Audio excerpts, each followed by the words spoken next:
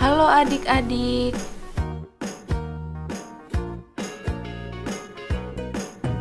Apakah kamu termasuk murid yang melakukan PHBS?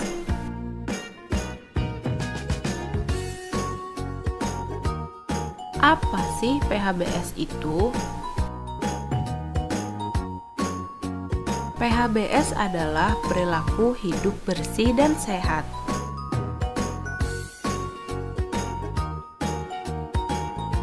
Kenapa kita harus melakukan PHBS?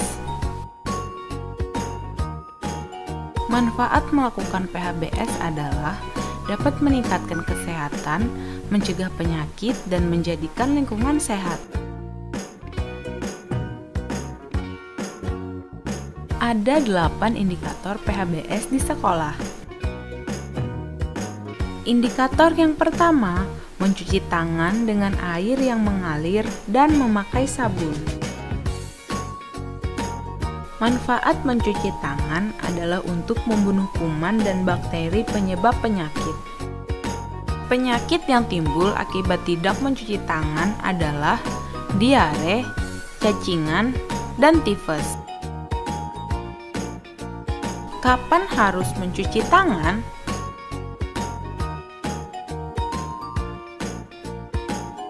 Dilakukan sebelum dan sesudah makan, setelah bermain, memegang uang, memegang binatang, setelah kencing dan buang air besar. Indikator yang kedua, mengkonsumsi jajan sehat di kantin sekolah. Manfaat jajan sehat adalah untuk meningkatkan kesehatan dan kecerdasan. Bahaya jika jajan sembarangan adalah sakit perut, diare, dan sakit berbahaya seperti kanker. Ingat, beli makanan di tempat yang bersih, jauh dari tempat sampah, dan warna makanan tidak mencolok. Indikator yang ketiga, menggunakan jamban yang bersih dan sehat. Kenapa buang air kecil dan buang air besar harus di jamban?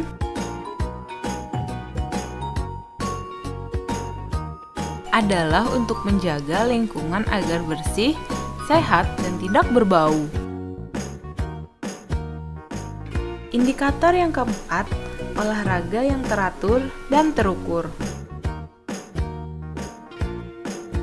Tujuan olahraga adalah agar tubuh bugar, membantu pertumbuhan dan perkembangan, tidak mudah sakit, dan membuat semangat untuk belajar.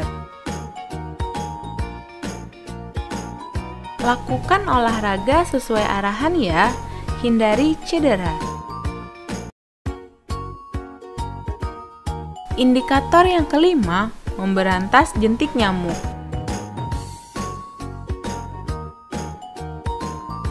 Kenapa jentik nyamuk perlu diberantas?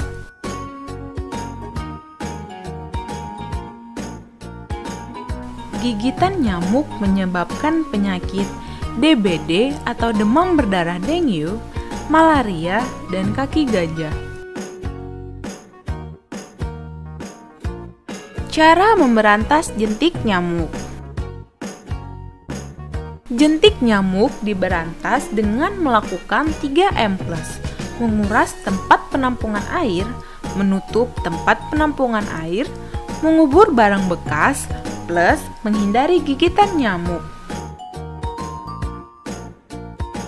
Indikator yang keenam, tidak merokok di sekolah.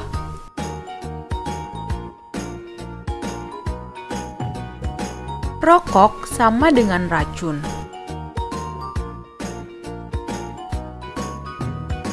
Merokok sangat berbahaya dan dapat menyebabkan kematian.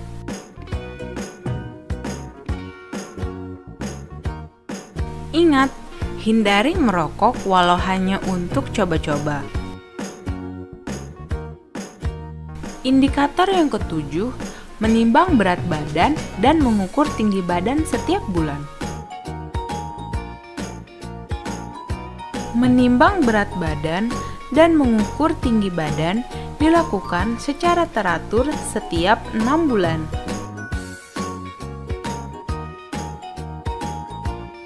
Manfaatnya adalah untuk mengetahui pertumbuhan dan perkembangan serta status gizi. Hasil berat badan dan tinggi badan akan dicatat di Kartu Menuju Sehat atau KMS. Indikator yang ke-8 membuang sampah pada tempatnya. Sampah merupakan sarang kuman dan bakteri. Jenis-jenis sampah yaitu sampah organik, sampah anorganik, dan sampah B3. Sampah anorganik atau sampah kering adalah sampah yang tidak mudah membusuk seperti botol, plastik, kaca, dan kertas.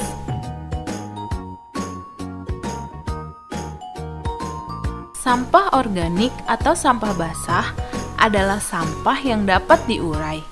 Sampah organik adalah sampah yang mudah membusuk seperti sisa makanan, sayur, dan daun kering.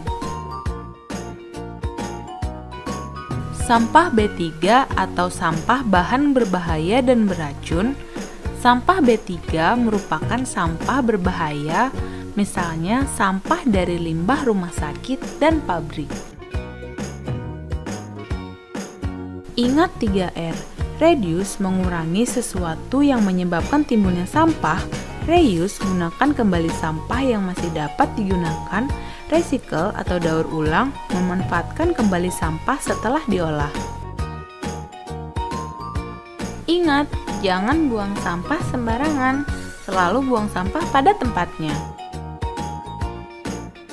Ayo, ber-PHBS, hidup sehat dimulai dari saya.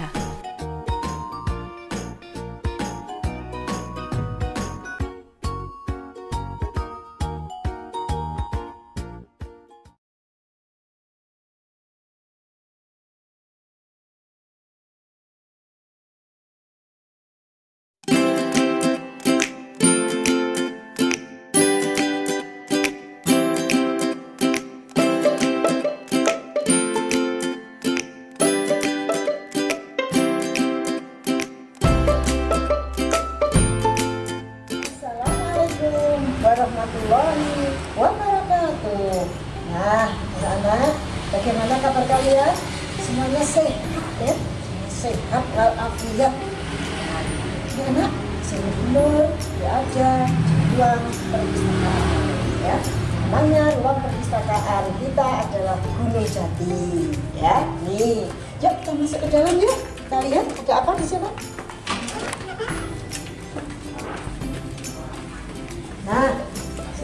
Nah inilah anak-anak ruang perpustakaan kita. Kelihatan bersih, rapi, indah, dan nyaman. Tentunya kalian kalau belajar di ruang perpustakaan ini akan lebih senang ya. Dan di dalam ruangan perpustakaan ini anak-anak terdapat beberapa area. Ada area koleksi. Nah, di sana ada area koleksi buku-buku. Ya, buku-bukunya banyak anak-anak. Ya, kalian bisa membaca. Kalian bisa mencari ilmu yang ada di dalam buku-buku itu. Kemudian ada ruang area referensi. Nah, juga area referensi. Nah, anak-anak, di sini ruang multimedia. Di sini kita bisa belajar literasi dengan digital, ya. Selain itu, anak-anak, perpustakaan itu bukan hanya untuk membaca saja, tetapi anak-anak bisa berkreasi, belajar, kemudian juga anak-anak bisa berrekreasi. Artinya anak-anak bisa melihat dengan menggunakan buku-buku, melihat dunia, dunia keseluruhannya dengan membaca buku-buku itu. Nah, demikian anak-anak perkenalan kita, yaitu perpustakaan Gunung Jati. Nah, anak-anak, kita lanjutkan ya perjalanan kita menuju ke ruang guru. Ya, di sini adalah ruang Bapak Ibu guru sebelum mengajar. Ya, ini ada beberapa meja kursi. Nah, di depan sini digunakan untuk tempat duduknya Bapak Kepala Sekolah ketika kita mengadakan kegiatan rapat. Nah, anak, di sini adalah ruang Bapak Kepala Sekolah. Sudah tahu nama Bapak Kepala Sekolah kita? Iya, nama Bapak Kepala Sekolah kita adalah Bapak Sutrisno MPD. Nah, di sana beliau akan istirahat sebentar. Ketika baru datang, beliau akan duduk di kursi beliau di sana. Nah, inilah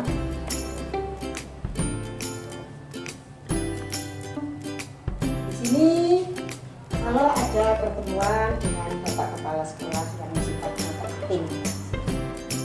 Di sini anak-anak, di sini ruang UKS. Ruang UKS itu bukan ruang untuk tidur, tetapi ruang untuk jika ada anak-anak yang sakit sambil menunggu dijemput orang tuanya, mereka diistirahatkan dulu di ruang UKS ini yang ditemani oleh ibu guru UKS. Yuk kita lanjutkan perjalanan kita, anak.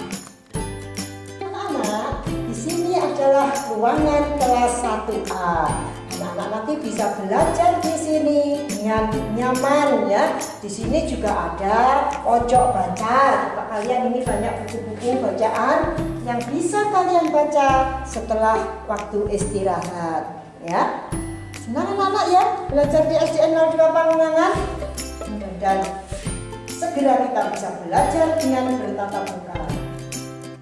Di sini adalah ruang untuk kelas 1B ya. Sama dengan di ruang kelas 1A tadi juga terdapat pojok baca.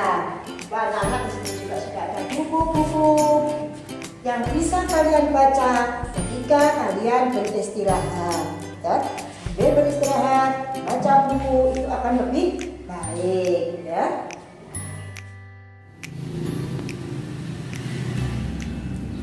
Nah, berikutnya saya akan menambahkan melihat ruang tata usaha.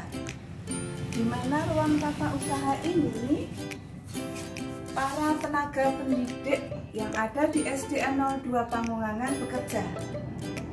Ini ruang tata usaha. Melayani Bapak Ibu guru, melayani kalian semua tentang surat menyurat. Nah, berikutnya kalian akan Ibu guru ajak melihat ruang karawitan dan ruang-ruang yang lain. Yuk ikuti berikutnya. Ruang karawitan, di mana kegiatan ekstrakurikuler dilaksanakan. Silakan kalau kalian nanti memiliki ekstrakurikuler karawitan, maka disinilah ruang kegiatannya. Berikutnya, kalian akan guru antar ke ruang musola. Yuk. Nah, ini ruang musola kita, di mana keluarga besar SDN 02 Pangungangan sekarang waktunya sholat, waktunya beribadah yang beragama Islam di sini. Di ruang musolanya. Bagus bukan? Nah, berikutnya kalian akan guru antar ke kelas-kelas. Yang tadi Bu Nur sudah mengantar di kelas 1, maka Bu Mansyah akan mengantar kalian mulai dari kelas 2 sampai kelas 6, dan nanti ada ruang-ruang yang lain. Lanjut.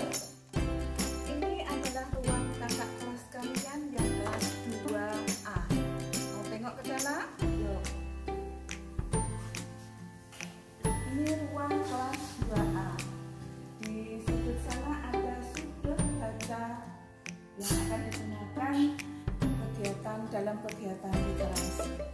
Yuk, sekarang kita lihat yang kelas 2B, ruang kelas 2B. Kakak kelas kalian yang ada di kelas 2B, maka di sini laki-lakinya bersama Bapak Ibu gurunya, yaitu Ibu Purwati untuk wali kelasnya. Ini ruangnya, sana sudut baca, semua ada sudut bacanya.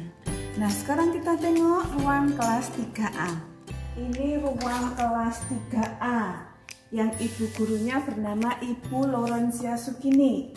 Indah sekali, semuanya ditempel, membuat kelasnya terasa nyaman untuk belajar. Ada sudut baca, ada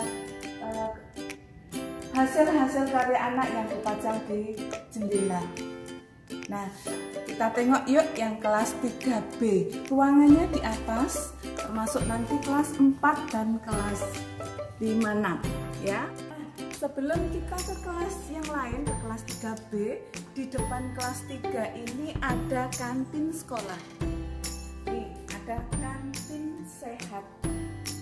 Ada 2 kantin nanti di sini. Sudah ada menunya, sudah terpajang. Insya Allah sudah memenuhi syarat dari kesehatan. Ini yang kalian nanti kalau memang diizinkan untuk tatap muka, mau makan, mau jajan, silahkan dikasih. Ya, baik, sekarang kita lanjut ke atas. Tadi sudah 3A, selanjutnya ke 3B ya. Yuk. Sekarang kita sudah sampai di kelas 3B. Ini ruang kakak kelas kalian yang 3B. Jadi ada sudut baca. Kemudian ini ada akuanya. Nah, ini untuk sarana juga. Kemudian guru kelasnya ini adalah Bapak Budiono SPD. Nah, sekarang kita lanjut ke kelas 4A. Nah, ini ruang kelas 4A dengan wali kelasnya atau guru kelasnya Ibu Emi Kencana Sari. Sudah kalian lihat ruangannya? Nah, sekarang kita lanjut ke kelas 4B. Nah, ini kita sudah berada di ruang kelas 4B dengan guru kelasnya Bapak Damin SPD. Kalian lihat sekarang? Ini ruang kakak kelas kalian yang di kelas 4B. Lanjut, sekarang kita akan menuju ke kelas 5A. Yuk. Nah, ini Bu Marse sudah berada di kelas 5A dengan guru kelasnya Ibu Tunjung Dwi Untari. Silakan kalian amati. Ini adalah ruang kelas 5A.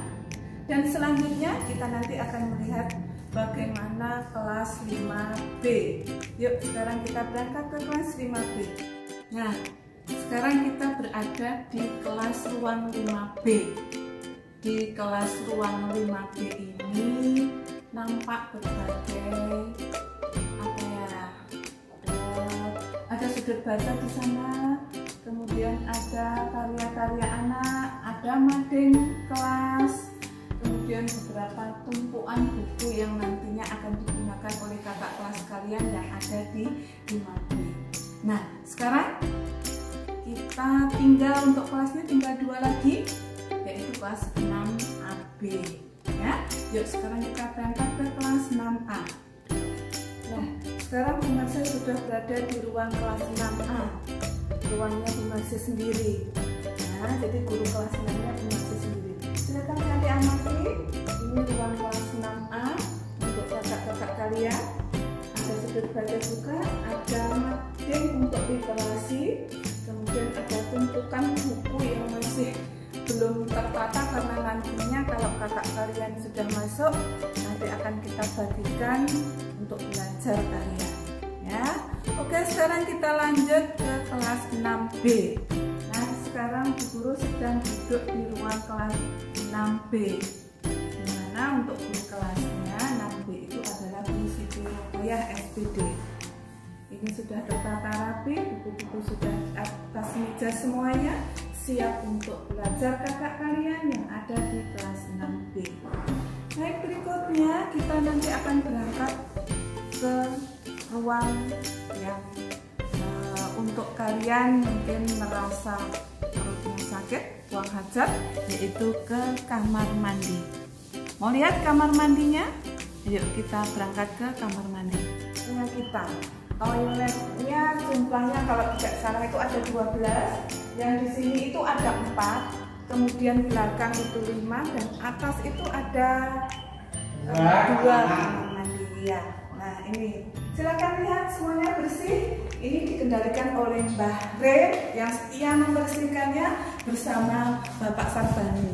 Nah, sekarang yang belum kita lihat adalah ruang lab komputernya, di mana ruang lab komputer nanti kita akan belajar komputer, ekstrakurikuler komputer di sana. Sekarang kita lihat yuk seperti apa ruang komputernya. Nah, sekarang Bu Marse sedang berada di lab komputer. Jumlah komputer yang ada di ruang ini ada 22. Jadi kalian nanti bisa belajar yang mengikuti kegiatan ekstrakurikuler komputer berada di ruangan ini. Oke? Siap? Nah, kalian dari tadi sudah ajak Bu Guru mengenal fasilitas yang ada di sekolah kita. Bagaimana? Sudah kalian kenal semuanya? Nah, kalau sudah kalian kenal ini semuanya, nanti jika kalian sudah bisa tatap muka, maka kalian bisa mengunjungi kelas atau fasilitas-fasilitas yang ada di sekolah kita tercinta ini. Ya, saya kira untuk pengenalan fasilitas yang ada di sekolah kita sudah selesai. Selamat belajar, jangan lupa pakai masker.